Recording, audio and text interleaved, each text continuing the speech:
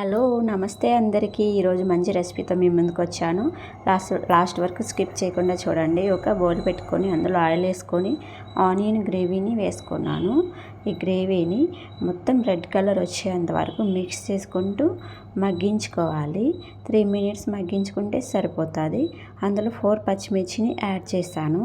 పచ్చిమిర్చిని యాడ్ చేసుకున్న తర్వాత బాగా మిక్స్ చేసుకుంటే 3 minutes ఉడికించుకున్న తర్వాత ఇలా తగినంత పసుపుని యాడ్ చేసుకోవాలి.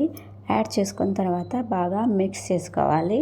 ఇలా ఆనియన్ మొత్తం రెడ్ కలర్ వచ్చేంత వరకు మగ్గించుకుంటే సరిపోతుంది. ఇలాగ మిక్స్ చేసుకున్న తర్వాత మనకి ఆయిల్ మొత్తం పైకి ఇలా వస్తుంది.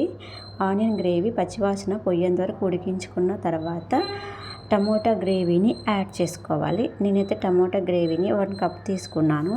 4 టమోటా అయినా సరిపోతాయి. టమోటా బాగా మగ్గేంత వరకు మగ్గించుకోవాలి. అంటే పచ్చివాసన పోయేంత వరకు ఇలా మిక్స్ చేసుకుంటూ మగ్గించుకోవాలి. ఇది కూడా 3 minutes మగ్గించుకుంటే సరిపోతుంది.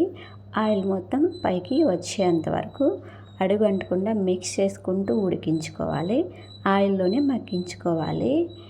ఇలా చూడండి, ఆయిల్ పైకి వచ్చేంత వరకు మనము ఫ్రై చేసుకుంటే సరిపోతుంది. మీరు మా ఛానల్ని సబ్స్క్రైబ్ చేయండి, లైక్ చేయండి, సపోర్ట్ చేయండి. ఇలా చూడండి, ఆయిల్ మొత్తం పైకి వస్తుంది. మనం మూత పెట్టుకొని 3 minutes ఉడికించుకున్నా సరిపోతుంది. ఇలాగా ఉడికించుకున్న తర్వాత సాల్ట్ని యాడ్ చేయాలి. తగినంత యాడ్ చేసుకుంటే సరిపోతుంది. అలా యాడ్ చేసుకొని మిక్స్ చేసుకున్న తర్వాత ఇలా చూడండి, ఆయిల్ మొత్తం పైకి వస్తుంది. మనం మసాలా పౌడర్ని ఇక్కడ యాడ్ చేసుకున్నాము, అది స్కిప్ అయింది. ధనియా powder, garam masala, chilli powder అన్నీ యాడ్ చేసుకున్నాము. ఇలాగా యాడ్ చేసుకున్న తర్వాత మునక్కాయని యాడ్ చేసుకొని మిక్స్ చేసుకోవాలి. అక్కడ మసాలా స్కిప్ అయింది కాబట్టి నేమ్స్ ఇచ్చాను కింద. ఇలాగా మగ్గించుకున్న తర్వాత మనము కర్డ్ని యాడ్ చేసుకోవాలి. ఇలా మగ్గించుకున్న తర్వాత మసాలాను కూడా యాడ్ చేసాము, మిస్ అయింది. ఇలాగా ధనియా పౌడరు, కొరియండర్ పౌడరు అన్నీ యాడ్ చేసాము. ఇలా యాడ్ చేసుకున్న తర్వాత 3 minutes మగ్గించుకోవాలి. ఇలా మగ్గించుకుంటే ఇలా తయారవుతుంది. చూడండి, మునక్కాయ బాగా మగ్గింది. తర్వాత కర్డ్ని కూడా యాడ్ చేసుకోవాలి.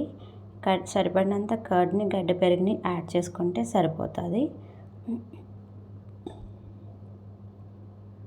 ఇలా చూడండి, మొత్తం ముక్కలకి పట్టేంత వరకు మిక్స్ చేసుకుంటే సరిపోతుంది.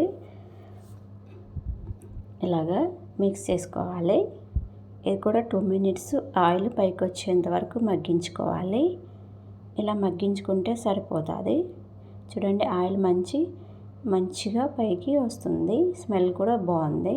ఇలా మునక్కాయలు ఆయిల్లో మగ్గేంత వరకు మగ్గించుకుంటే సరిపోతుంది. ఇలా చూడండి, తర్వాత వాటర్ని యాడ్ చేసుకున్నాము. తగినంత వాటర్ని యాడ్ చేసుకొని మిక్స్ చేసుకుంటే సరిపోతుంది. ఇలాగా మొత్తం గ్రేవీని మొత్తం మిక్స్ చేసుకున్నాము.